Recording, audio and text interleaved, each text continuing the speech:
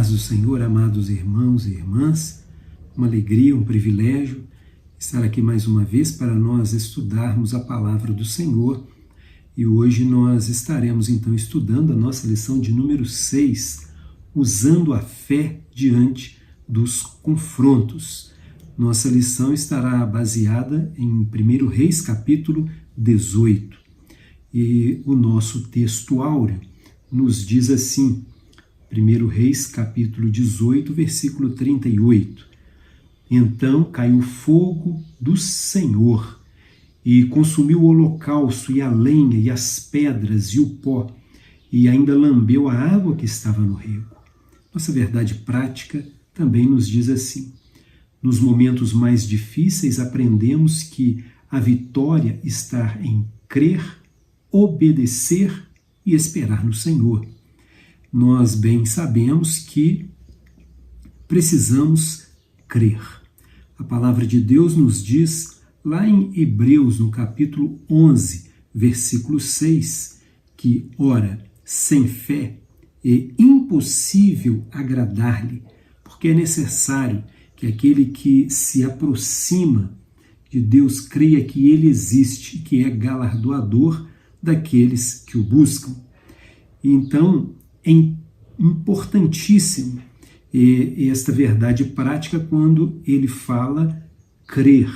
Destaquei bem esta palavra crer para ficar frisado que é importantíssimo, fundamental, crer, usando a fé diante dos confrontos. Precisamos ter fé para enfrentar, para lutarmos as nossas lutas do dia a dia. Mas também a verdade prática nos diz crer e obedecer. Tem uma nota aqui na Bíblia de Estudo Pentecostal referindo-se ao ao capítulo 18, versículo 21, e a nota diz assim, vou ler primeiro o versículo, depois eu vou ler a nota. O versículo diz assim, então Elias se chegou a todo o povo e disse, até quando cocheareis entre dois pensamentos? Se o Senhor é Deus, segui-o, e se Baal, segui-o. Porém o povo não lhe respondeu nada. É interessante, meus irmãos, que na época o povo ele vivia cocheando entre dois pensamentos. Eles queriam servir a Deus e servir aos deuses, Baal, Azerá. E a nota diz assim, Elias desafiou o povo a fazer uma escolha definitiva entre seguir a Deus ou Baal. Os israelitas achavam que podiam adorar o Deus verdadeiro e também Baal. Ora, o pecado deles era o de ter o coração dividido, querendo servir a dois senhores. Nós sabemos que o próprio Cristo nos advertiu com relação a essa atitude, quando ele se refere, não podemos servir a Deus e a Mamon, Deus das riquezas. Então nós precisamos ter um só pensamento, uma só fé, um só amor e precisamos crer em Deus. Não podemos ficar cocheando entre dois pensamentos, servindo a Deus e servindo a este mundo. Como sempre falamos, né? Um pé na igreja e um pé no mundo. Não. Precisamos servir somente ao Senhor, e é disso que o nosso comentarista está dizendo. Inclusive lá em 1 Samuel, no capítulo 15, versículo 22 e versículo 23, Samuel dizendo para Saul, diz assim, porém Samuel disse, tem porventura o Senhor tanto prazer em holocaustos e sacrifícios, como em que se obedeça à palavra do Senhor? Eis que o obedecer é melhor que o sacrificar, e e o atender é melhor do que a gordura de carneiros. E aí o versículo 23 diz assim: porque a rebelião é como o pecado de feitiçaria, e o porfiar é como iniquidade e idolatria. Porquanto tu rejeitaste a palavra do Senhor, ele também te rejeitou a ti, para que não sejas rei. Falando então para Saul. Então o Senhor sempre nos adverte a nós não termos dois pensamentos com relação a servir ao Senhor. Precisamos servi-lo com todo o nosso coração, com toda a nossa mente, com toda a nossa disposição. Servir somente ao Senhor. Mas também a nossa verdade aplicada nos diz a respeito de esperar no Senhor. E é interessante que no nosso foco na lição diz assim: se Deus parece estar demorando, não significa que não irá nos atender. Ele tem os seus propósitos. E no Salmo de número 40, que nós bem conhecemos, diz assim: esperei confiantemente pelo Senhor, e ele se inclinou para mim e me ouviu quando clamei por socorro. Então, meus amados irmãos, que possamos crer, que possamos obedecer, que nós possamos esperar no Senhor. E esta lição vai nos advertir quanto a isto. Precisamos ter o nosso coração inteiro para com o Senhor. Não é? Nós estaremos estudando então no tópico 1, Elias e suas provações. No tópico 2, Deus contava com Elias. E no tópico 3, Elias se apresenta e lança um desafio. Elias, então, nos dá aí este exemplo de homem de fé, homem de coragem para enfrentar os desafios e confrontar os inimigos de Deus. Precisamos fazer isso, né? Que o Senhor nos conceda graça, que o Senhor nos dê a iluminação do Santo Espírito para nós aprendermos com esta lição deste domingo. A nossa conclusão vai nos dizer o seguinte: vencer as provações é uma prerrogativa dos verdadeiros adoradores.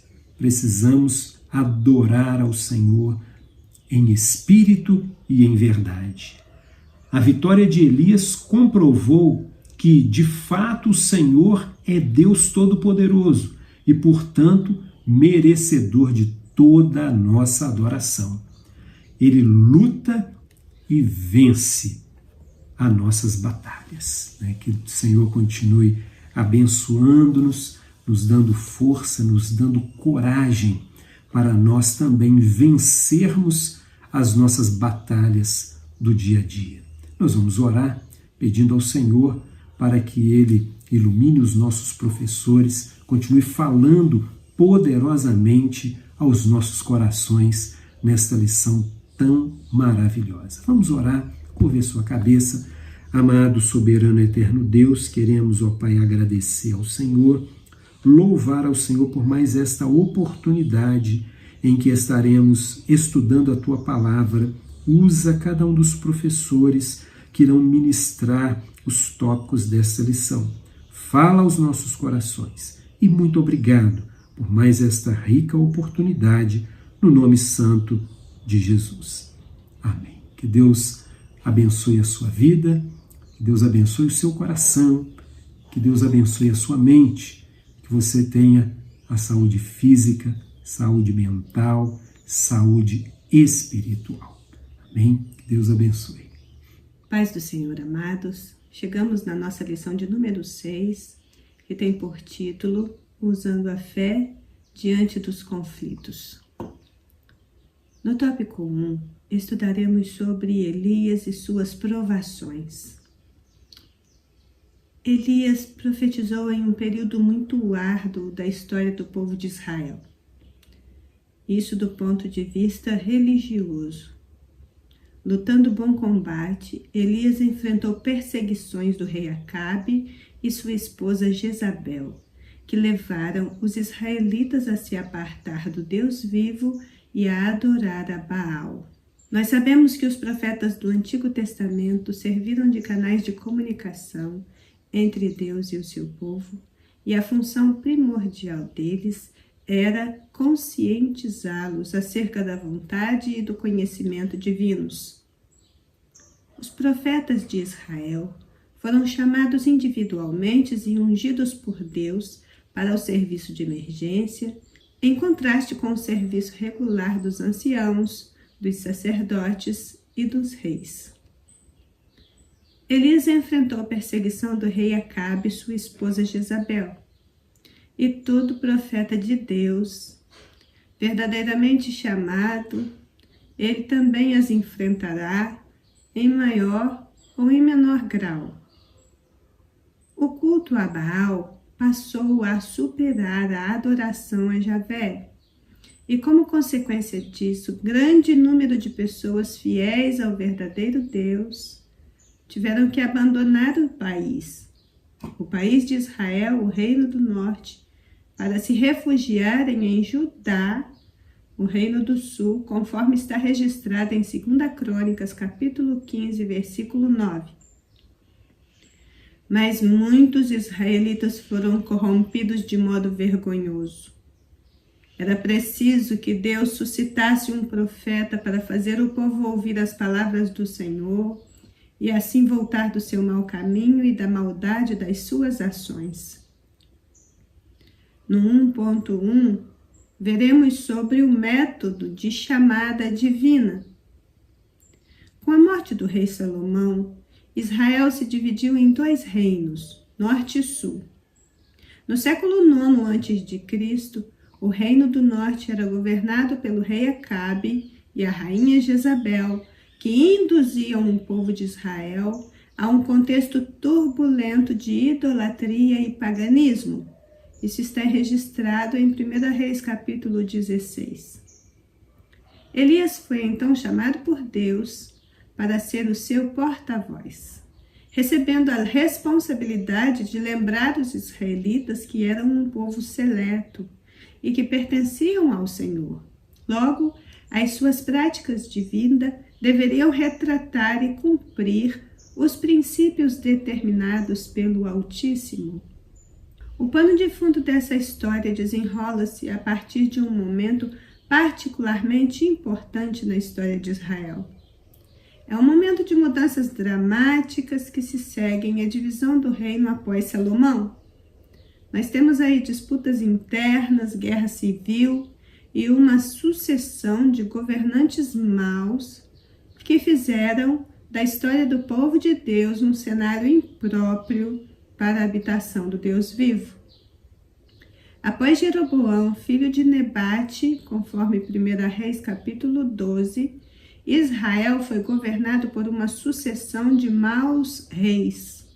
Em um momento que Israel estava sem rei e não sobrou membro da família real para dela se escolher um monarca, o chefe do exército, Onri, foi proclamado rei. Isso está em 1 Reis, capítulo 16, verso 25. Onri foi um governante capaz, mas também um agente do mal. Ele comprou uma colina de Semer e nela edificou a cidade de Samaria. A cidade levou esse nome por causa do seu antigo proprietário. Esta cidade iria se tornar a capital do Reino do Norte até o cativeiro assírio, que representou o fim das 10 tribos do norte, mantendo, porém, sua importância até os dias de Jesus. Ele deixou um péssimo exemplo de idolatria que seu filho Acabe iria imitar até o extremo. Também é bem provável que Onri tivesse arranjado o casamento do seu filho Acabe com a infame Jezabel. Esse é o legado que Acabe traz em sua bagagem para governar Israel. Um homem que vem de uma linhagem de governantes maus, corruptos, devassos, impiedosos e idólatras. A vida de idolatria do rei Acabe foi impactada quando ele se casou com Jezabel, a filha de um sacerdote de Baal. Essa rainha fenícia, filha de Et-Baal, o rei dos Sidônios, introduziu de forma definitiva seu esposo israelita no culto pagão a Baal e juntos disseminaram essa heresia em Israel. A perseguição aos profetas de Deus foi implacável e muitos foram mortos por ordem de Jezabel. A iniquidade sempre segue um processo contínuo e crescente. A corrupção que se alastra no mundo hoje, levando no seu bojo uma incredulidade e uma apostasia cada vez maior e mais impactante, encontra-se sem freios. E podemos dizer que o estado moral e espiritual do mundo todo e da nossa nação em particular é de grande idolatria, grande apostasia e uma iniquidade aniquilante. Então, os profetas do Deus vivo continuam sendo necessários nos dias de hoje e Deus continua chamando. 1.2 Quando a chamada de Deus prevalece. A cada dia a idolatria crescia e a situação piorava no Reino do Norte. A seca castigava Samaria e Jezabel mandava matar os profetas. O caos havia sido instalado. Como um profeta poderia exercer seu papel diante de Deus e dos homens se a morte lhe rondava a todo momento? Então, o que temos aqui? Idolatria crescia, a seca castigava e o caos havia sido estabelecido. Esses pontos chaves desse item nos lembram que pregar o Evangelho em meio a uma geração nessas condições e que esteja enfrentando calamidades também pode ser bem complicado. Mas ainda assim precisamos exercer bem o nosso papel diante de Deus e dos homens. Muitas são as ocasiões em que a oportunidade ao diabo para agir são dadas. Ao seguir por um caminho idólatra, por exemplo, a pessoa não está apenas chamando o diabo para fazer parte da sua caminhada, como está estabelecendo um acordo com ele, o da transferência da adoração. Deixa-se de adorar ao único Deus vivo e verdadeiro para se adorar coisas, lugares, pessoas, objetos, etc. Esses ídolos tornam-se o centro da vida e da veneração, e a pessoa agora segue tateando sem Deus, sem paz e sem salvação, tendo os seus olhos vedados pelo Deus deste século, para que não lhes resplandeça a luz do Evangelho da glória de Cristo, segundo aos Coríntios 4:4. Não se pode compreender a atração irresistível que a idolatria exerce sobre as pessoas até que se compreenda a sua verdadeira natureza. O ídolo em si não é nada. Paulo vai dizer claramente em 1 Coríntios 8:4, assim que, quanto ao comer das coisas sacrificadas aos ídolos, sabemos que o ídolo nada é no mundo e que não há outro Deus senão um só. Mas não fica por aí. As Escrituras afirmam que por trás de toda idolatria há demônios em franca atividade, e os autores sagrados associam os falsos deuses com demônios. O Salmo 106, os versículos 36 e 37, por exemplo, vão dizer: e serviram aos seus ídolos, que vieram a ser-lhes um laço. Demais disso, sacrificavam suas filhas e seus filhos aos demônios. 1 Coríntios 10:20. Antes digo que as coisas a que os gentios sacrificam, as sacrificam aos demônios e não a Deus. e não quero que sejais participantes com os demônios. Acabe, que já era mau, juntou com Jezabel, que pelo que nos consta era pior ainda. O resultado foi trazer o mal em sua forma máxima para um povo que caminhava afastado do seu Deus, sem lhe dar a importância devida. As trevas demoníacas que envolviam Acabe estavam postas sobre todo o povo de Israel. Sobre a atual situação do mundo, podemos nos perguntar: será que a nossa situação hoje com os governantes deste mundo é diferente? Embora, como Elias, saibamos que a vida de um profeta não é nada fácil, é muito melhor estar na condição de homem de Deus, de mulher de Deus, do que ser achado entre os falsos profetas. A palavra profética ainda afeta nossas vidas hoje, como afetou no passado nos lugares onde ela foi entregue. É a profecia bíblica que nos assegura que Deus existe e que somente Ele sabe as coisas que estão por vir e que nós, que cremos nele, não temos razão para andarmos temerosos.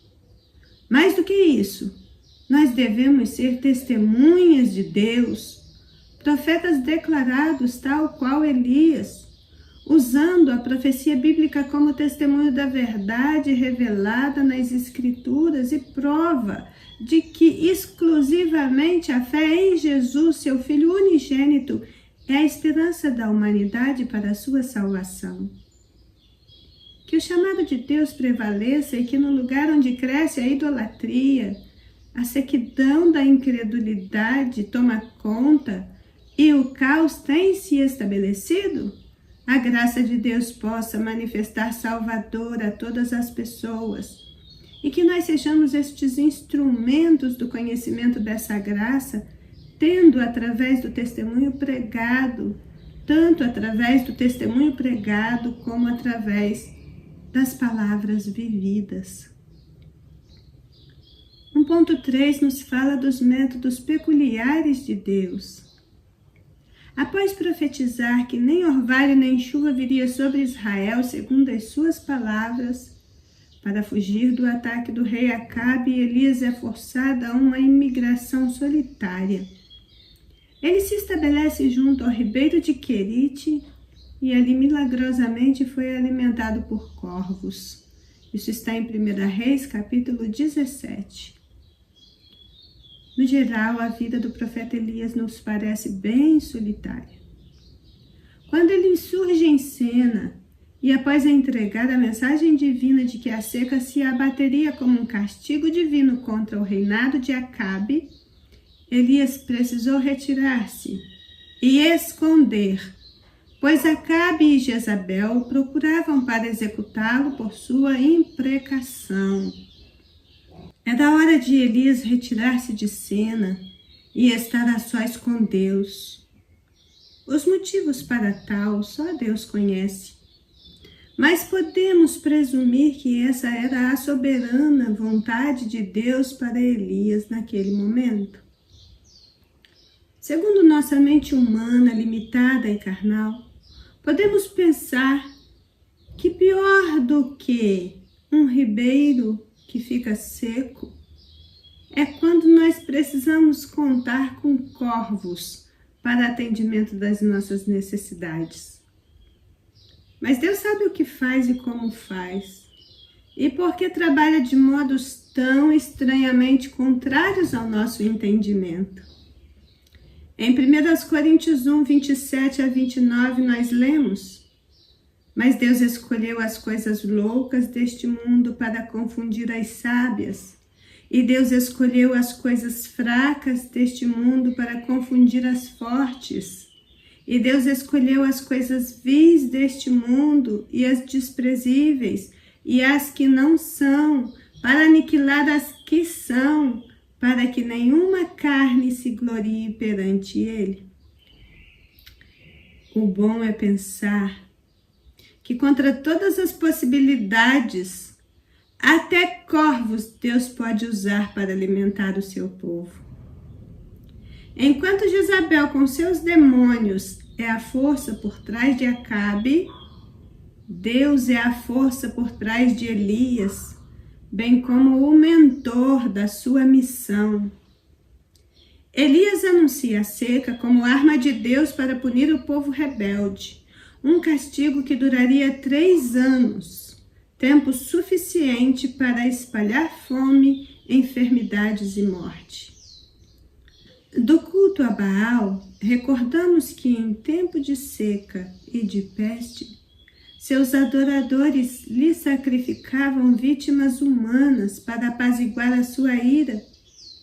Nesses holocaustos, geralmente a família oferecia o filho primogênito e a vítima era queimada viva. O culto a Baal foi uma das piores tentações dos israelitas desde os tempos antigos. Eles levantaram altares nos terraços de suas casas, nas ruas e em suas cidades. Como Deus assistiria impassível tanto desvario? A seca, com as suas consequências, foi apenas uma das varas de Deus contra essa nação insana que se rebelou tão vergonhosamente contra ele. Então, o que vimos neste primeiro tópico é que Deus tem os seus modos de trabalhar e os métodos divinos às vezes nos parecem estranhos, mas quando a chamada de Deus prevalece, mesmo quando ele emprega seus métodos peculiares, é no abrigo da sua presença santa que nós precisamos permanecer.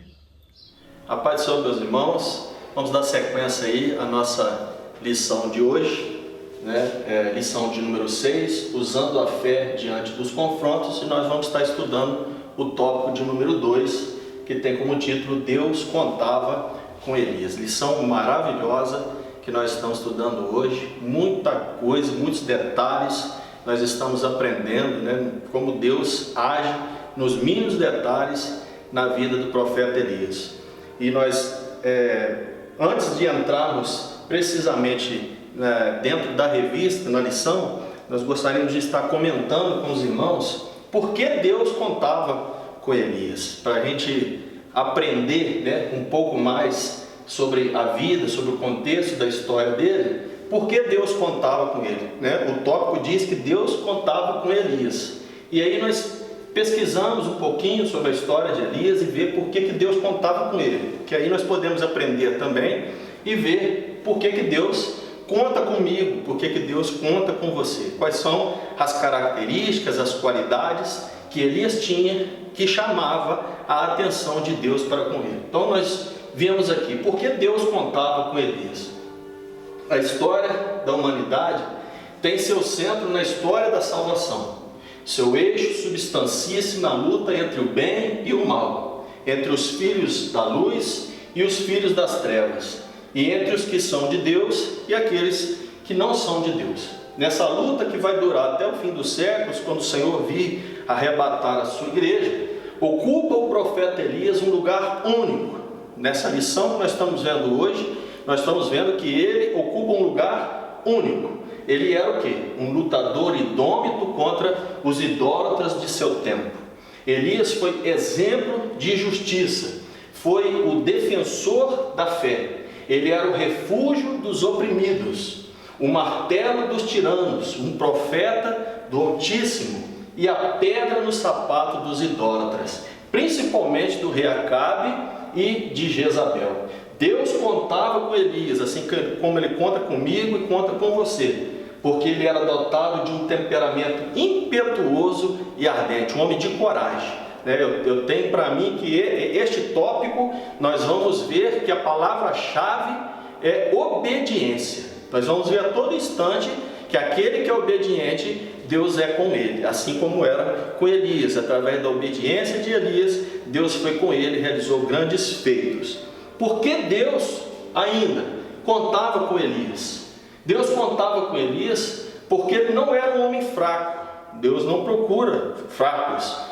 Deus não procura pessoas assim, que se acovardam. Deus procura corajosos, homens fortes, não forte na musculatura, mas forte na fé, como Elias era. pois senão não teria corrido até grande distância do carro de Acabe, e nem teria suportado o jejum de 40 dias. Era um homem forte na fé. Era um homem simples em aparência e no vestir, um protótipo de João Batista, que podemos comparar, segundo Reis 1:8, com Mateus 3:4. Homem simples, humilde na sua aparência, né? Mas poderoso em suas palavras.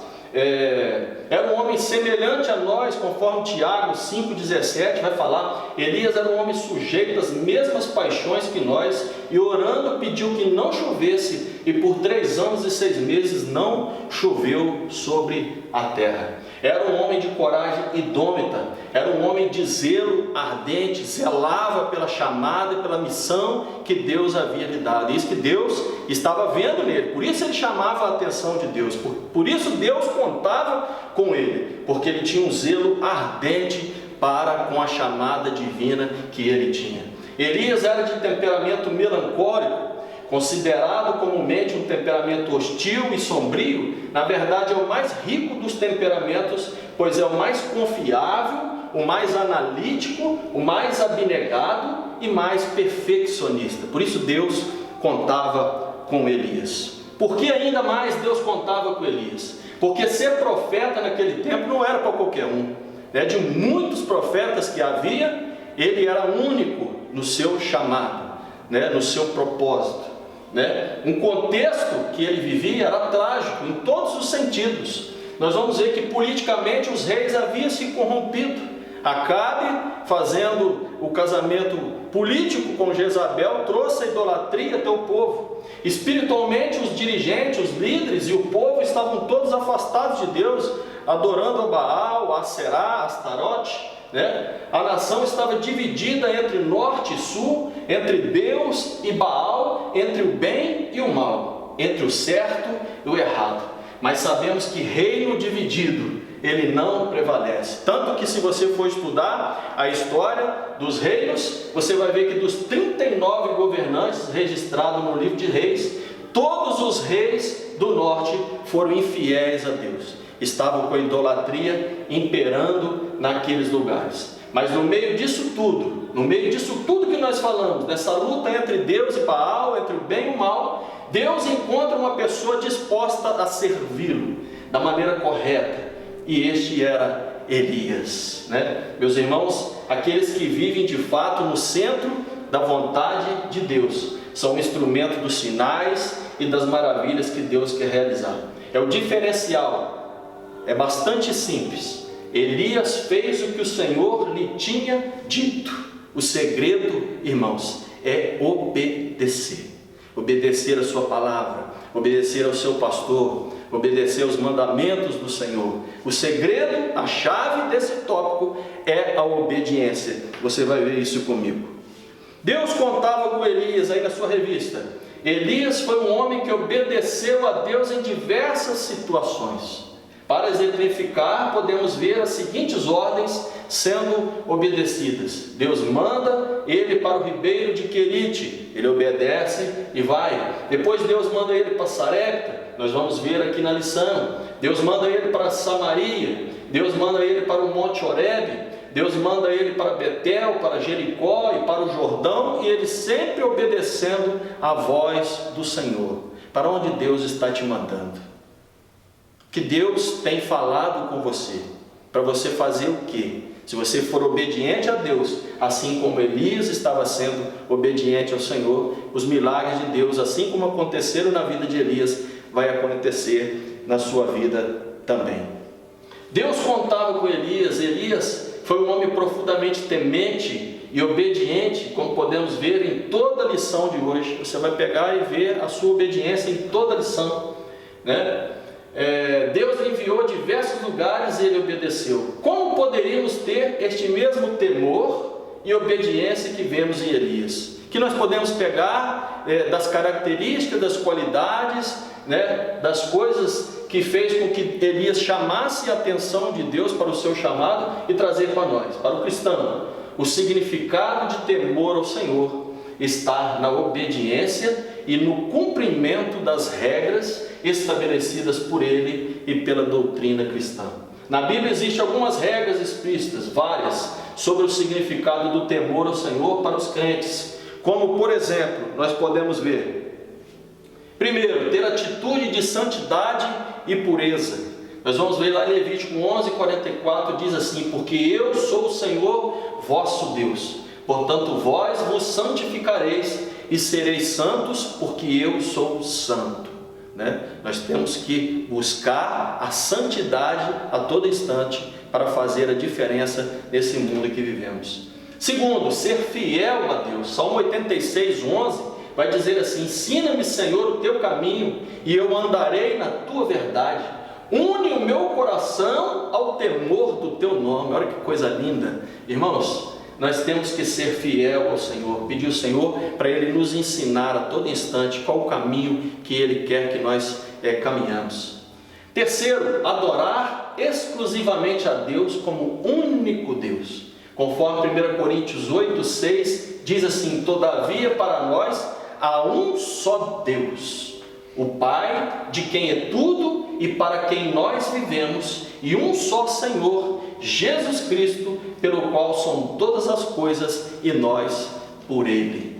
Quarta coisa, aborrecer o mal, conforme diz Provérbios 8:13. Salomão nos diz assim: o temor do Senhor é odiar o mal, a soberba e a arrogância, o mau caminho e a boca perversa eu odeio. E por último, viver uma vida de fé em Deus, conforme nós lemos lá em Abacuque 2:4, mas o justo, pela sua fé, ele viverá. Irmãos, isso aqui são diversas características que nós devemos buscar para ter o temor do Senhor e chamar os milagres, chamar a atenção de Deus para a nossa vida. Mas essas aqui são regras básicas: santidade e pureza, ser fiel a Deus, adorar exclusivamente a Deus como o único Senhor da nossa vida, aborrecer o mal, não ficar procurando o mal, mas aborrecer dele e viver uma vida de fé, assim como Elias. Aonde Deus mandava, ele ia, vivia uma vida de fé. Deus contava com Elias. Amados irmãos, Deus contava com Elias porque sabia perfeitamente qual era o seu chamado e a sua missão. Muitos crentes hoje em dia se perguntam sobre o que devem desempenhar neste mundo, o que Deus quer de cada um de nós. Muitos se perguntando: qual é o nosso chamado, qual é a nossa missão? Talvez essa é a sua dúvida hoje, qual é a sua missão, para que você veio à terra, qual é o seu chamado, você ainda não descobriu ainda, E nós estamos estudando através de Elias, que ele tinha convicção de que Deus queria dele. Tais perguntas são respondidas quando entendemos a nossa identidade cristã. Para isso, não precisamos de novas revelações para que esses questionamentos sejam respondidos. Infelizmente, muitas pessoas ficam buscando respostas, em lugares errados, correndo de um lado para o outro, atrás de intitulados profetas. Eu vou lá na casa do irmão fulano, porque Deus vai falar comigo. Eu vou lá na casa da irmã fulana, porque Deus usa ela, Muita gente buscando respostas dessa forma, mas estão procurando, como eu disse, no lugar errado, pois a Bíblia é suficientemente capaz para nos guiar. Busque resposta na palavra do Senhor. Lá tem resposta para todas as suas perguntas, para todos os seus questionamentos. A Bíblia é a nossa regra de fé, irmãos. Ela é o nosso manual de instruções. Não existe maior revelação de Deus para nós do que a própria palavra do Senhor. Busque então respostas, se você tem dúvidas em relação à sua missão aqui na terra, em relação ao seu chamado, busque respostas na palavra do Senhor. 2.1: Deus, um profeta e uma pobre viúva. Coisa linda também, nós vamos ver aqui. Porque o Senhor escolheu uma pobre, viúva e estrangeira para auxiliar o profeta Elias? Não seria mais viável que alguém do seu próprio povo lhe acudisse naquele momento que ele estava passando por aquela dificuldade? Vamos lá em 1 Reis 17:9.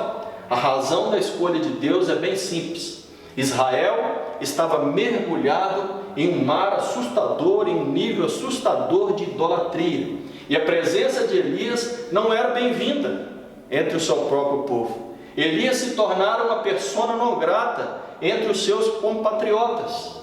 Se as palavras dos profetas eram rejeitadas, os israelitas não atenderiam à ordenança de Deus para socorrer o profeta Elias. Veremos mais adiante que Deus demonstrou que naquele momento ele estava cuidando tanto de Elias quanto da pobre viúva, né? Um foi bênção para a vida do outro. É assim que Deus faz. Quando Ele quer me abençoar, Ele usa uma outra pessoa para que nós possamos dividir a bênção. E nós vamos ver isso aqui mais para frente. Deus sempre será fiel, irmãos, com aquele que é fiel e obediente a Ele. Muita gente usa lá no seu carro ou bota na sua janela, na sua porta, aquele adesivo, Deus é fiel. Tá, mas Deus não é fiel a mim. Deus não é fiel a você. Deus é fiel à sua palavra para que ela cumpra, né? É o que a Bíblia diz, que Deus é fiel para fazer cumprir a sua palavra. Então, se eu sou fiel a Ele e sou obediente a Ele, e se eu tenho um compromisso com Ele, aí sim Ele tem um compromisso comigo. Mas se a pessoa é infiel, desobediente, não tem compromisso com Deus, não adianta colar no carro que Deus é fiel, porque Deus é fiel à sua palavra e não fiel ao ser humano. Amém? O Senhor jamais nos deixará esquecidos e abandonados. Muitas vezes são levantadas pessoas improváveis para nos ajudar em alguma causa, como podemos analisar em 1 Reis 17:9. Deus está usando ali uma pobre, viúva e estrangeira para ajudar o homem de Deus. E eu quero usar aqui esse espaço para dar aqui um testemunho, breve testemunho pessoal. Em 2001, quase uma década, eu passei pelo Exército Brasileiro e por questões políticas nós fomos dispensados do Exército. E aí, quando eu saí do Exército, fiquei como um peixe fora d'água aqui. Eu não sabia. Fiz alguns cursos na área de segurança para tentar, via alguns colegas caminhando para este caminho, trabalhando da segurança, saindo da segurança pública, entrando na segurança privada. Fiz alguns cursos, estudei, mas eu estava no vale. E Deus estava passando comigo. E eu fiquei, irmãos, pouco mais de 2 anos desempregado. E aí, um belo dia, eu estava na minha casa, minha filha pequena, com a minha esposa. Eu já estava chegando a hora do almoço e a minha esposa, pouco antes, tinha falado comigo assim: meu bem, acabou o açúcar. Acabou o açúcar. E eu respondi para ela, eu lembro que eu respondi no momento, falei assim: não preocupa não, que Deus proverá. E ela fez ali o que nós tínhamos para almoçar. E eu sempre gosto de tomar um suco, não diz que não é bom para o estômago, mas eu sempre gosto de tomar um suco. E naquele dia ela fez um suco, mas o suco não tinha açúcar. E era suco de limão, aquele limão mexerica ainda, aquele limãozinho do mato, bem azedinho.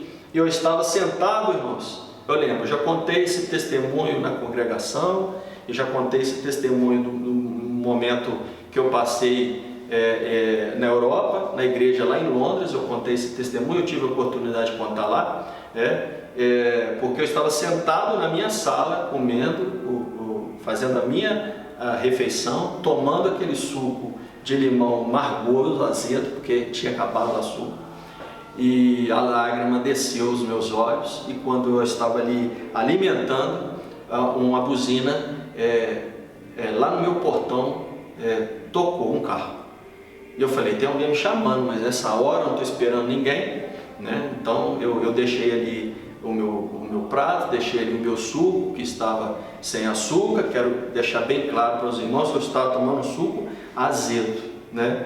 Eu estava descendo mal, mas o Senhor estava vendo tudo. O nosso Deus é Deus que vê, é o Deus que provê, é o Deus que ouve, e Ele age na hora certa, não no momento que a gente quer, não, né? Então a buzina tocou e eu fui até o portão, e um amigo nosso, obreiro dessa igreja, grande amigo nosso, chegou no meu portão. Já tinha mais de ano que eu não via. Ele não sabia que eu estava desempregado, né?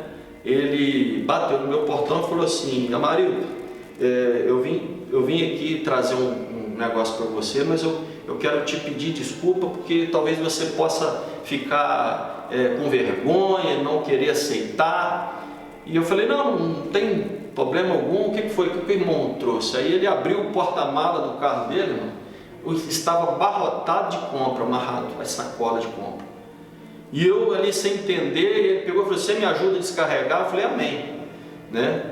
E aí eu começou a carregar a sacola para dentro da minha casa, minha esposa também veio ajudar, minha filha pequenininha, e ali a gente carregando, mas muita coisa, o porta-mala lotado de compra, e aí a gente colocou lá sobre a mesa, e ele pegou e me contou a seguinte história. Ele falou assim, eu estava fazendo compra com a minha esposa, a esposa dele também estava no carro, eu estava fazendo compra com a minha esposa no mercado, eu enchi o meu carrinho e entrei na fila do caixa.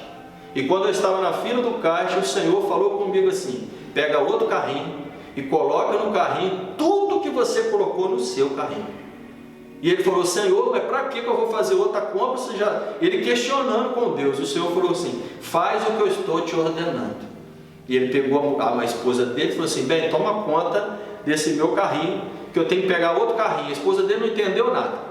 E aí ele foi, pegou um outro carrinho no supermercado e tudo que ele colocou no carrinho dele, ele colocou no outro carrinho. Foi passando nos corredores, carne, leite, açúcar, quero reforçar aqui no açúcar, arroz, o feijão, fez uma conta, encheu o carrinho, tudo, né? Até um frango, ele falou que até um frango, aquele frango resfriado que vende lá no supermercado, ele tinha colocado no carrinho dele. Na hora que ele estava vindo para o caixa, o Senhor lembrou dele, está faltando frango. E ele voltou lá e falou, é verdade, está faltando frango. E ele ficou com 2 carrinhos com a mesma compra. E aí quando ele estava na fila, ele questionou o Senhor, falou, Senhor, eu fiz o que o Senhor mandou, agora eu não sei para que é. E ele falou claramente com ele, falou assim, você vai pegar um carrinho desse e vai levar lá na casa do meu servo Amarildo. E ele questionou com o Senhor, falou, Senhor, eu não tenho condições, o dinheiro que eu tenho é a conta de pagar o meu carrinho, eu não tenho dinheiro para pagar o outro carrinho, eu fiz o que o Senhor mandou, mas eu não tenho condições, né? Estou endividado, estou passando também por dificuldades, mas o dinheiro que eu tenho é a conta de pagar o meu carrinho, e como que eu vou fazer com o outro carrinho? E o Senhor deu a diretriz para ele, você vai passar no seu cartão de crédito, que eu vou prover no dia certo a condição para você pagar essa compra. E assim ele fez, passou a compra dele, pagou, passou o outro carrinho e passou no cartão e levou lá em casa. E ali em casa ele contou isso aí. Irmãos, nós oramos, ficamos ali agradecidos por aquele momento que nós passamos.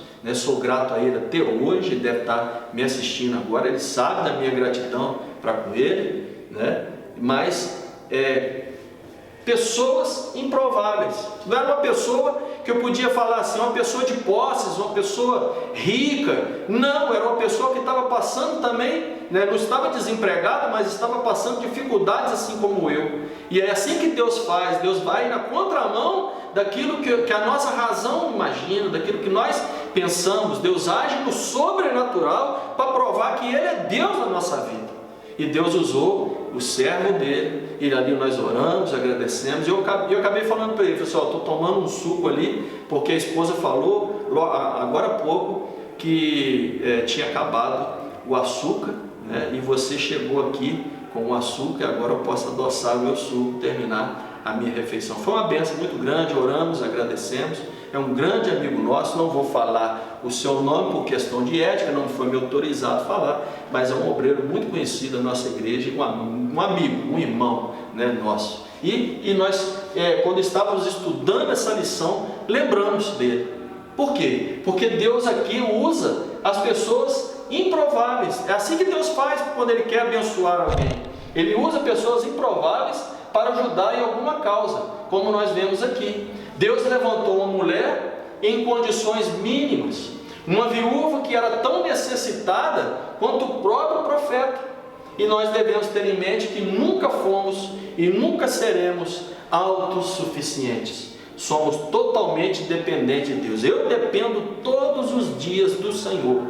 Você é totalmente dependente de Deus. né? E também nós dependemos uns dos outros. Naquele momento, né, nós dependemos, eu fiquei dependente de Deus, e Deus me socorreu usando o servo dele. E também ele depois me contou o testemunho que quando chegou naquela semana de vencer a fatura do seu cartão, ele fez a maior venda que ele tinha feito no ano, a maior venda no ano, e ele ganhou um lucro muito grande na sua venda, e ele pôde pagar a minha boleta, e ainda sobrou, né, a boleta da compra que ele fez para mim, né, e ainda sobrou bastante dinheiro para ele, como Deus abençoou a vida dele ao me abençoar. É assim que Deus faz, né? Somos totalmente dependentes de Deus e também um dos outros. O Senhor juntou aqui duas pessoas necessitadas para que uma pudesse servir a outra em um só propósito. Qual que era o propósito? A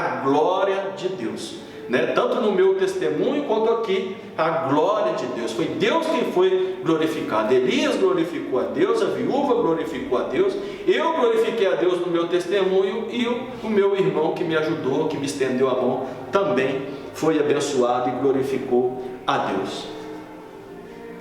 As pessoas à nossa volta são bênçãos para nós, né? Nós não devemos olhar para o grau social das pessoas e colocar empecilho quando o requisito é ajudar e ser ajudado. Um certo filósofo criou uma série de frases: nenhum homem é uma ilha, né? Isso significa que o homem não consegue viver isoladamente. Precisamos um dos outros para a nossa sobrevivência. Deus criou o homem um ser social, né? Deus criou o homem, viu que não era bom que ele ficasse só, criou a mulher e falou: cresceis e multiplicai-vos, para que nós viéssemos a viver em sociedade, né? Deus cria o homem um ser social. Não se esqueça de que nós somos um corpo bem ajustado, como diz Efésios 4,16, do qual todo o corpo bem ajustado e ligado pelo auxílio de todas as juntas, segundo a justa operação de cada parte, faz o aumento do corpo para a sua edificação em amor. Nós somos um corpo, irmãos, e dependemos um dos outros, assim como todos nós dependemos de Deus. 2.2. Na crise, a viúva de Sarepta foi bênção para Deus. Deus envia o socorro no tempo certo, nem antes nem depois. Naquela minha situação, né, há 2 anos desempregado, passando pelo vale, passando pelo deserto, mas o Senhor estava vendo e passando comigo em todo instante, não deixou faltar. Quando ia acabar, o Senhor, Ele providenciava. O nosso Deus é o Jeová Jiré, é aquele que providencia, é aquele que provê, né? Se Deus parece estar demorando, né, para atender a sua petição, não significa que Ele não irá nos atender. É porque Ele não trabalha no nosso tempo, Ele trabalha no tempo dEle. Ele tem os seus propósitos. Elias chegou à casa de uma mulher que estava se preparando para a morte, colhendo lenha para fazer a sua última refeição com seu filho e morrer, esperar a morte chegar, né? Ela vivia com o filho, tinha apenas o suficiente para os dois fazerem uma refeição naquele dia. Depois disso, iriam esperar a morte. Mesmo sendo viúva e passando necessidade, ela não hesitou em socorrer o profeta de Deus. Ela obedeceu. Olha o que eu falei lá no início, né? A palavra-chave desse tópico é obediência.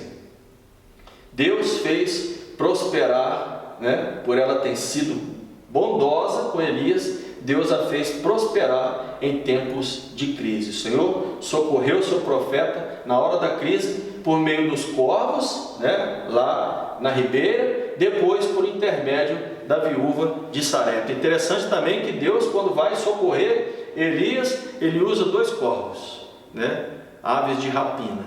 E nós podemos ver uma coisa muito interessante aqui, como que Deus age na contramão do nosso raciocínio, né, contra a lógica humana, né, de todas as aves que Deus poderia usar para alimentar o profeta, ele escolhe o corvo.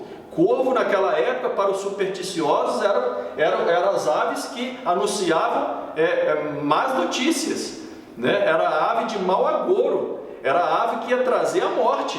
mas pelo contrário, essa ave estava levando a vida, estava levando o alimento para o profeta. Como que Deus é maravilhoso, irmãos, nos detalhes. Se nós atentarmos nos detalhes da lição, nós estamos alimentando e enriquecendo em muito a nossa alma. E outro, o corvo é um animal egoísta, um animal solitário, ele não divide nada. Como que Deus faz o corvo pegar o alimento, em vez dele comer, individualista pelo seu comportamento, ele pegar o alimento e levar para o profeta? Só se isso aí não for Deus, irmãos, eu não sei mais o que é esse nosso Deus, o Deus poderoso, a qual eu sirvo, a qual você serve. Após o ribeiro secar, Elias foi instruído a ir até Sarepta.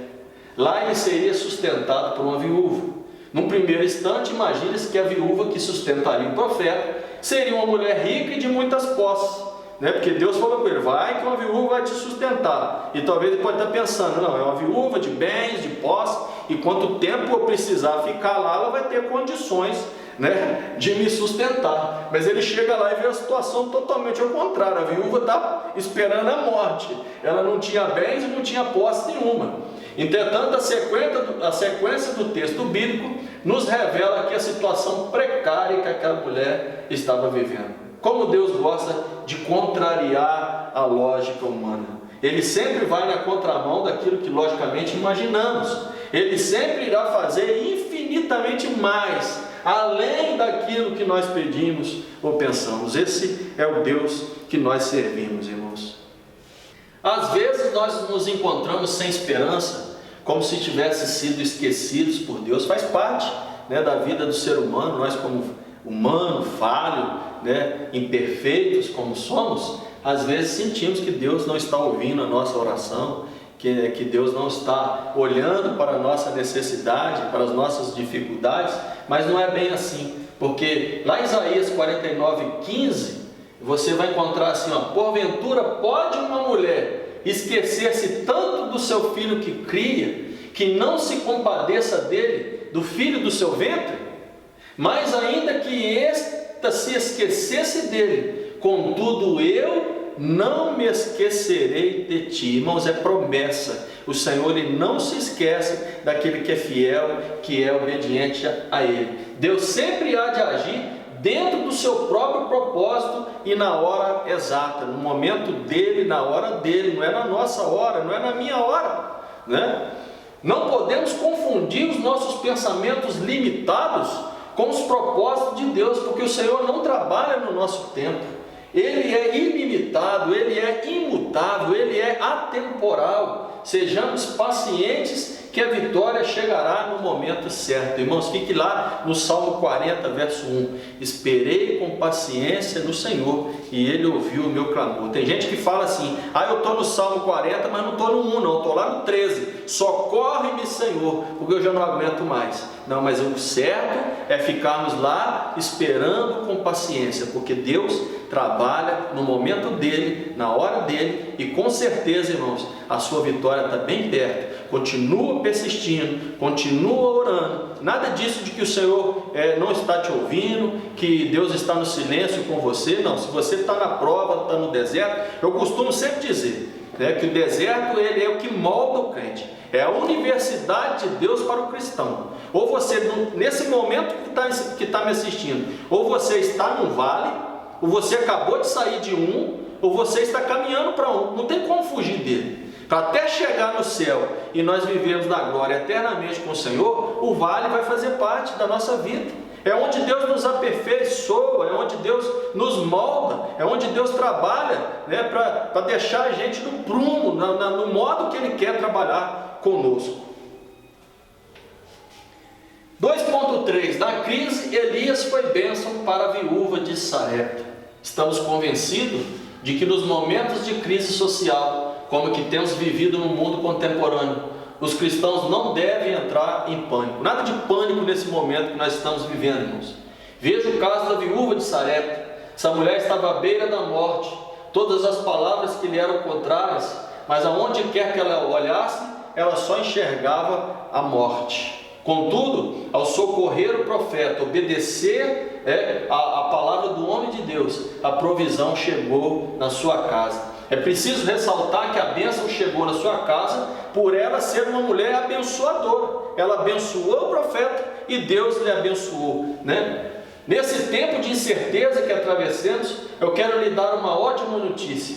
Se antes da crise alguém era fiel nas primícias, né? Se alguém era fiel nos seus dízimos, se alguém era fiel nas suas ofertas, tenha certeza de que as bênçãos de Deus irá chegar triplicada na sua vida, né? Disso nós não podemos duvidar. Nós temos que profetizar que nós não estamos em crise, nós estamos em Cristo, né? Bispo Agnes escreveu esse livro. Eu quero aconselhar os irmãos que ainda não adquiriram, estou lendo, muito bom esse livro. Você pode ter todas as lições dele, mas com muito mais conteúdo para você. E ele vem falando, irmãos,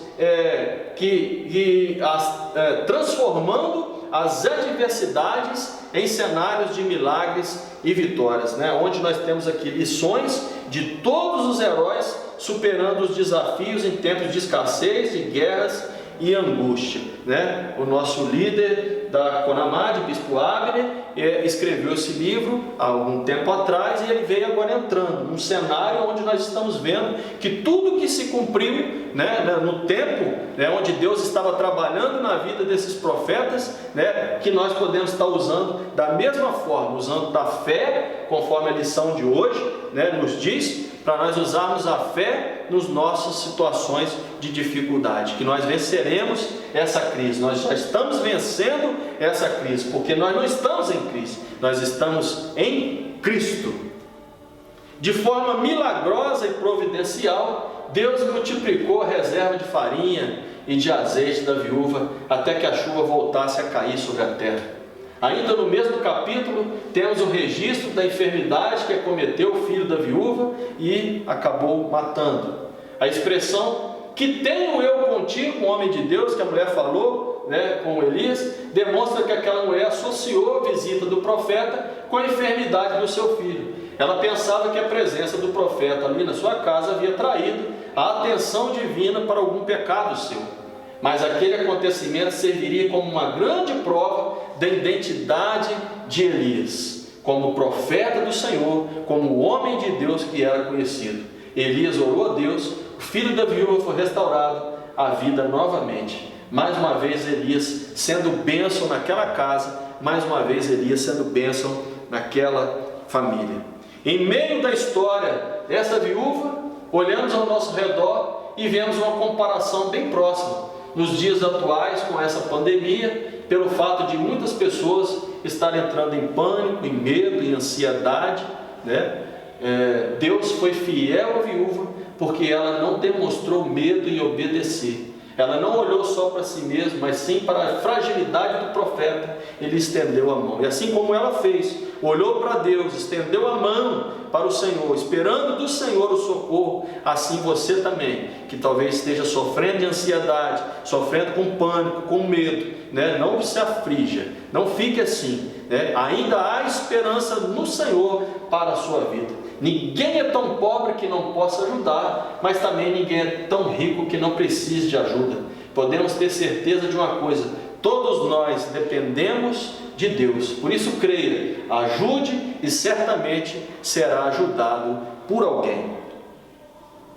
Nesse tópico, irmãos, finalizando, o que eu aprendi? Agora fechando o tópico 2. O que eu aprendi? Que na caminhada cristã, se você quer ser abençoado, então primeiramente abençoe alguém, né? A mão que estende para abençoar, ela já está aberta para receber a bênção, né? 2 Samuel 7:29 diz assim: abençoa então a casa do teu servo, para que ela permaneça para sempre na tua presença, porque és tu, Senhor Deus, que falaste, e é graças à tua bênção que a casa do teu servo será abençoada para sempre. Amados irmãos, quando nós abençoamos uma pessoa, Deus abençoa abundantemente a nossa casa, a nossa vida, a nossa família. Quanto mais bênção você distribuir, mais poder de Deus penetrará no seu coração. Não tenha medo de abençoar, não tenha vergonha de abençoar, né? Abençoe a sua esposa, abençoe o seu esposo, abençoe os seus filhos, abençoe os seus pais, abençoe o seu pastor, a sua parentela, os seus familiares, abençoe os seus amigos, abençoe o seu patrão, abençoe o seu emprego, abençoe o seu salário. Tem gente que já recebe o salário, já murmurando do valor que recebeu. Abençoa ele, seja fiel na casa do Senhor, dizimista, ofertante na casa do Senhor, e você vai ver que grandes coisas Deus vai fazer na sua vida, né? Deus estará sempre no seu coração e na sua casa. Quando abençoamos alguém, é o próprio Deus a derramar sobre a pessoa a sua misericórdia. Que Deus abençoe a cada um de vocês. E agora nós vamos para o tópico 3. A paz do Senhor para todos, bem-vindos à nossa querida Escola Bíblica Dominical. Nós estamos estudando a lição número 6, usando a fé diante dos confrontos. Usando a fé diante dos confrontos. Vamos agora comentar o tópico 3 e depois fazer a nossa conclusão. Que haja fé e sabedoria para os confrontos do dia a dia. Que haja fé e sabedoria para os confrontos do dia a dia. E para estudar esta lição foi escolhida a vida do profeta Elias. Elias era um homem como nós mesmos, conforme a Bíblia nos ensina. Mas ele enfrentou confrontos pela fé e saiu vitorioso. Tiago diz: Elias era um homem sujeito às mesmas paixões que nós, e orando pediu que não chovesse. Por 3 anos e 6 meses não choveu sobre a terra seca. E orou outra vez, e o céu deu a chuva, e a terra produziu o seu fruto. A longa seca sobre Israel teve como objetivos disciplinar, demonstrar a soberania divina sobre os homens. Elias não tinha referenciais na sua época para seguir, ou seja, Elias era o único profeta referencial na época, era Deus e ele. O referencial que ele tinha é um relacionamento muito íntimo com Deus, então o referencial que ele tinha, Deus falando com ele o tempo todo.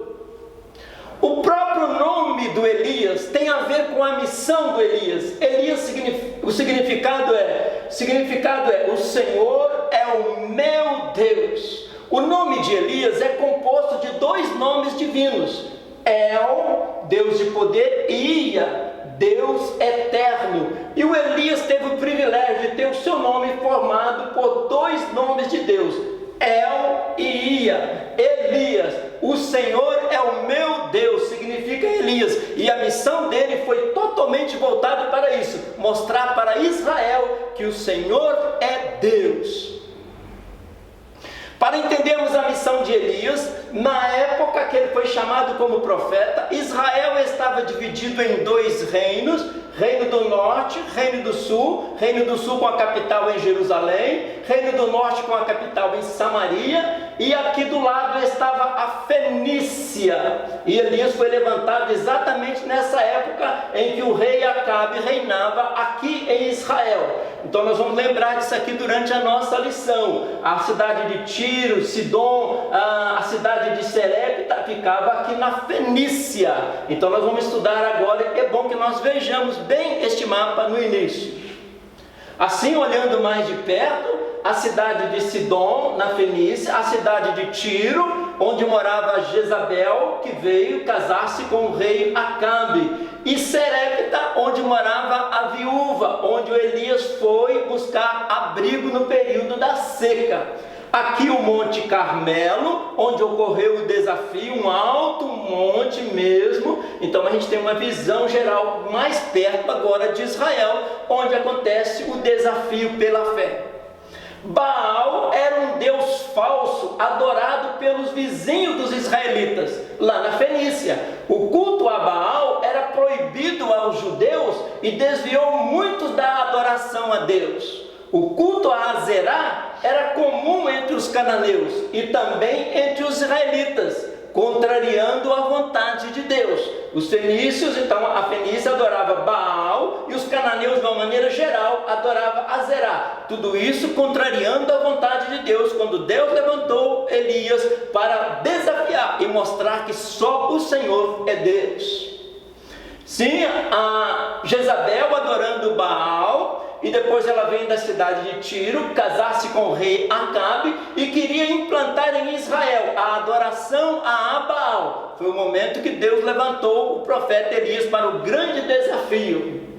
Jezabel foi a esposa de Acabe, o rei de Israel, entre os anos 874 a 853 a.C. Jezabel era filha de Etibal, rei e sacerdote de Tiro e Sidom, onde eu mostrei logo no início, lá na Fenícia. A rainha Jezabel ficou conhecida principalmente por ser uma mulher má e perversa que perseguiu os profetas do Senhor e trouxe a idolatria para dentro de Israel.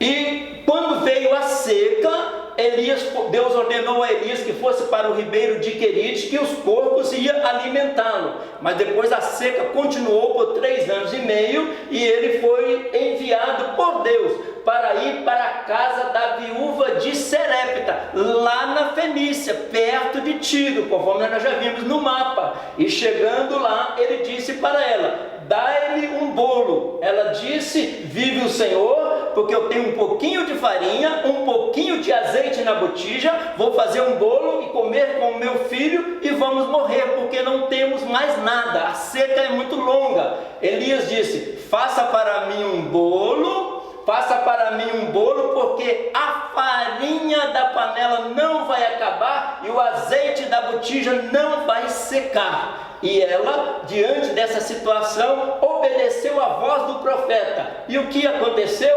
A farinha da panela não se acabou e o azeite da botija não faltou. Para quem é fiel ao Senhor, Deus diz para nós: a farinha da tua panela não vai se acabar e o azeite da tua botija não faltará, para quem é fiel ao Senhor.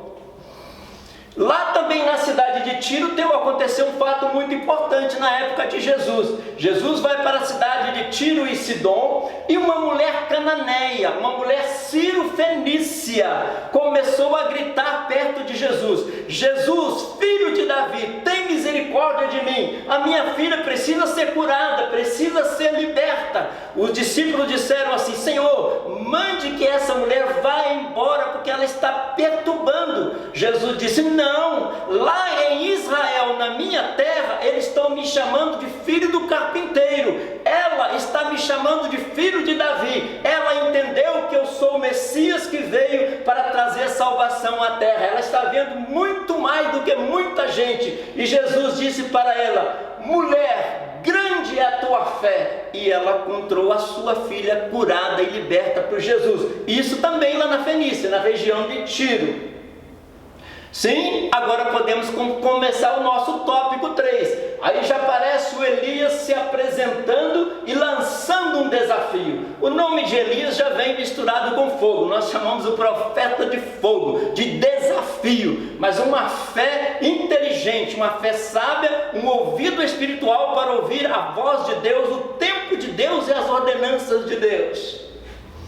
Mesmo atravessando uma grande escassez de água e alimentos, havia chegado o grande momento de Elias mostrar quem de fato era o Deus verdadeiro. Então Elias se chegou a todo o povo e disse: até quando cocheareis entre dois pensamentos? Se o Senhor é Deus, seguiu; se Baal, seguiu. Porém o povo não lhe respondia nada. Para eles, Baal era o Deus da chuva. 3 anos e meio sem chover, o que eles iam responder? Nada. E Elias lançou então o desafio. Nem Osíris dos egípcios, nem o Dagon dos filisteus, nem o Baal dos fenícios, nem Quemos dos moabitas, só o Senhor é Deus vivo e verdadeiro. Elias dirigiu-se ao povo e disse: até quando vocês vão oscilar de um lado para outro? Se o Senhor é Deus, sigam-no. Em outra versão: até quando vocês vão ficar em dúvida sobre o que vão fazer? Se o Senhor é Deus, adorem ao Senhor. em cima do muro. Foi isso que ele encontrou, em cima do muro, entre Baal e o Deus verdadeiro. E agora Deus pergunta para nós: vai ficar em cima do muro? Vai se decidir por Deus? Vai ficar em cima do muro? Deus ou o mundo? Vai ficar em cima do muro? Vai cochear entre dois pensamentos? Escolher a Deus é o caminho para ter a bênção. Escolher a Deus é o caminho para ter a bênção. Maria escolheu a boa parte, a qual não lhe será tirada. Ela escolheu ficar aos pés de Jesus, ouvindo a sua palavra. E o próprio Cristo disse para ela: ela escolheu a melhor parte. Não crendo na idolatria, Elias perturbou muitos, por dizer que somente Deus é o Senhor. E aí ele chega até ao palácio do rei Acabe. E o rei disse para ele, quando viu Elias, disse-lhe: é você mesmo o perturbador de Israel? Elias respondeu: não tenho perturbado Israel. Elias respondeu: mas você e a família do seu pai têm. Vocês abandonaram os mandamentos do Senhor e seguiram a Baalins. Vocês é que estão perturbando o Senhor, perturbando Israel. E assim, tanto a Jezabel como Acabe adotavam a adoração a Baal. E isso incomodava os céus, e isso incomodava o profeta, o único profeta daquela época. Agora, em 3.1, vamos ver o confronto. O confronto, o povo e os profetas. Confrontando o povo e os profetas. O profeta Elias sabia para o que fora chamado. E não retrocedeu, usou a fé diante dos confrontos, usou a fé diante dos confrontos. Elias disse: agora pois envia, ajunta a mim todo Israel, e no Monte Carmelo, como também os 450 profetas de Baal e os 400 profetas de Azerá. Vamos ao Monte Carmelo. Aqui queria mostrar para vocês, aqui o país de Israel, aqui Samaria a capital, e aqui o Monte Carmelo. O Monte Carmelo é uma grande cordilheira, deste lado tem uma grande depressão, eu já vou mostrar bem mais de perto, e deste lugar consegue subir até o Monte Carmelo, onde aconteceu o desafio da fé de Elias com profetas de Baal. Assim, olhando mais de perto, o Monte Carmelo, aquela depressão que eu mostrei, uma altitude de 575 metros, foi o lugar de vitória, onde Elias usou a fé e desafiou os profetas de Baal e mostrou que só o Senhor é Deus. Olhando mais de perto, olha uma cordilheira, o Monte Carmelo. Quem sobe até o Monte Carmelo sobe pelo outro lado, mas foi aqui no alto o grande desafio. Agora sim, o Monte Carmelo visto do lado do mar Mediterrâneo. Consegue-se subir até o Monte Carmelo por uma estrada, chega até o alto do outro lado. Monte Carmelo, agora sim, do alto do Monte Carmelo, olhando para todo o vale de Jezreel. Por que estamos mostrando isso? Porque a Bíblia diz que quando começou a chuva, Acabe pegou a sua carruagem e foi pelo vale de Jezreel. E Elias, cheio do Espírito de Deus, foi ao lado da carruagem e chegou lá junto com o rei Acabe. No Monte Carmelo, 2 sacrifícios seriam apresentados. Um pelos pagãos, o outro pelo profeta do Senhor. Ninguém poderia queimar os sacrifícios, pois o fogo deveria surgir de forma natural. Ninguém ia colocar fogo no altar, o fogo ia descer do céu, aquele que clamasse ao Deus verdadeiro. O Deus que responder por fogo, esse será Deus. E assim Elias clamou ao Senhor, e o fogo veio do céu na hora que ele clamou. Deus respondeu à oferta de Elias. Elias clamando, os profetas olhando do lado, e Deus respondendo. Elias usando a fé, confrontando e obtendo vitórias. E assim, cheio de fé e confiança, Elias venceu o confronto. Assim, cheio de fé e confiança, Elias venceu o confronto. Deus foi fiel para com o seu servo e lhe honrou perante todos. Assim acontece com os servos de Deus na atualidade, onde os confrontos do império das trevas chegam a todo momento. A todo momento nós estamos confrontando com situações difíceis, mas Deus sempre mostra para nós a sua vitória. Cristo também, a Bíblia diz que para isto o Filho de Deus se manifestou, para desfazer as obras do diabo. E Jesus vai para o Monte da Tentação. Aqui está o Monte da Tentação, fica lá perto de Jericó, do Mar Morto. Jesus foi aqui, ficou 40 dias no Monte da Tentação e também teve um confronto com o inimigo ali direto. E quando o inimigo chegou para Jesus e disse: eu te darei todos os reinos se você me adorar, Jesus respondeu-lhe: está escrito, ao Senhor teu Deus adorarás e só a Ele prestarás culto. Jesus também nesse confronto com uma grande vitória. Jesus venceu no deserto. Adão pecou no paraíso. O problema não está no lugar, e sim na escolha de cada um. O problema não está no lugar, mas na escolha de cada um. Adão caiu no jardim, Jesus venceu no deserto. Quem muda o ambiente é você, não o ambiente que te muda. 3.2, a resposta divina em meio à fé. Elias e os profetas de Baal. Os profetas de Baal e se batiam e o fogo do céu não caía. Eles clamavam por Baal e Baal não respondia. E Elias até olhava para eles e vendo aquela situação deles clamando e Baal não respondendo, ele dizia: clame mais alto, pode ser que o seu Deus esteja viajando. O nosso Deus não precisa viajar, Ele é onipresente, Ele está onde você está, onde nós estamos. Clame mais alto, possa dizer que o seu Deus esteja dormindo. O nosso Deus não dorme. Salmo 121 diz: nem cochila o guarda de Israel.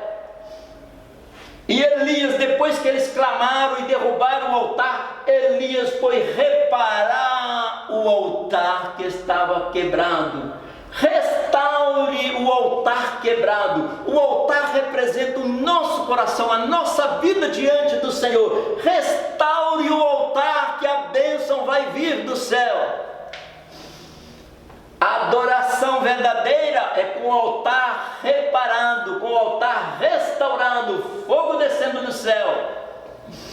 Desafio da fé no Monte Carmelo, isso que estamos vendo agora.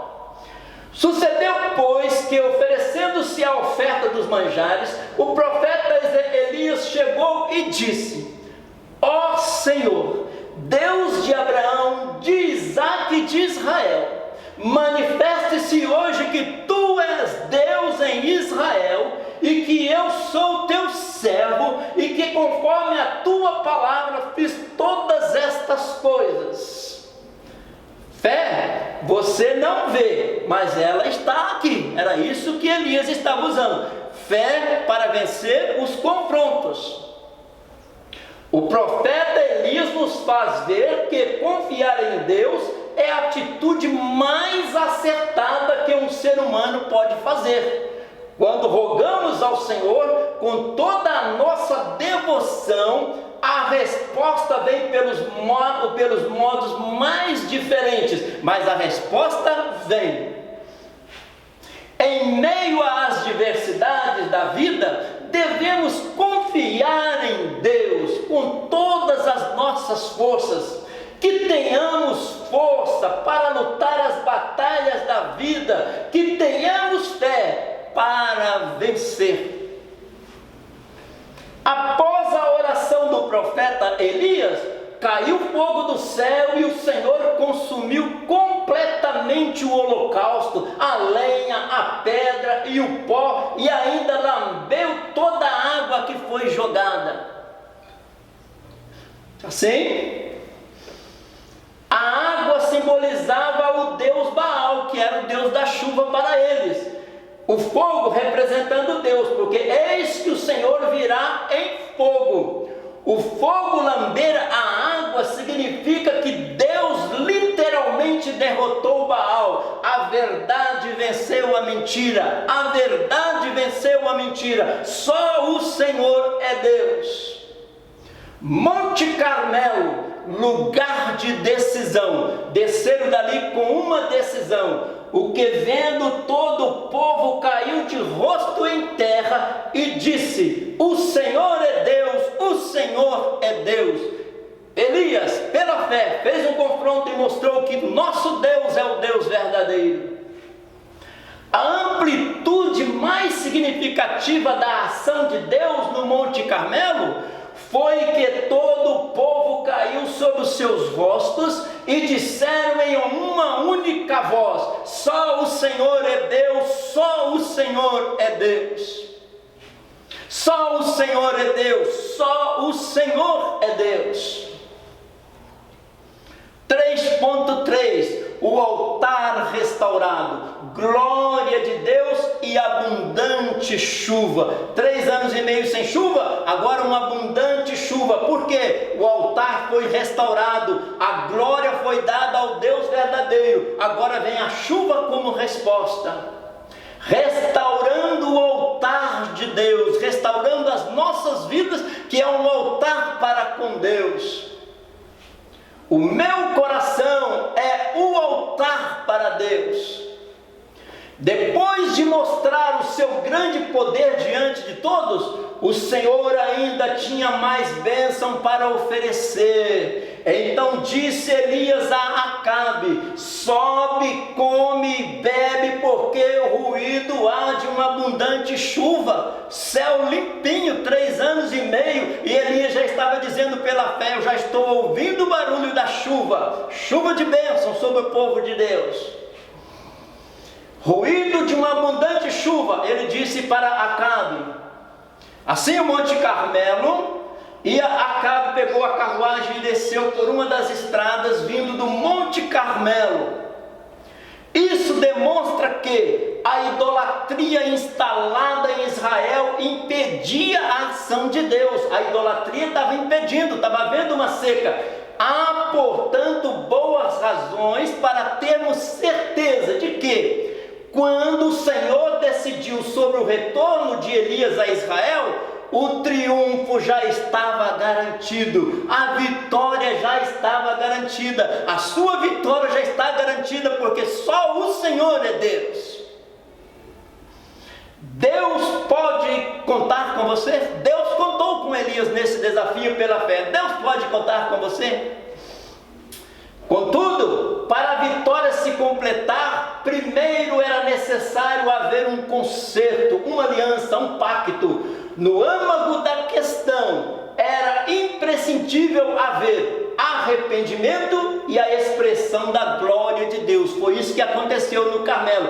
Arrependeram da adoração à idolatria e expressaram a glória de Deus, dizendo: só o Senhor é Deus. Na sua vida, só o Senhor é Deus? Amém?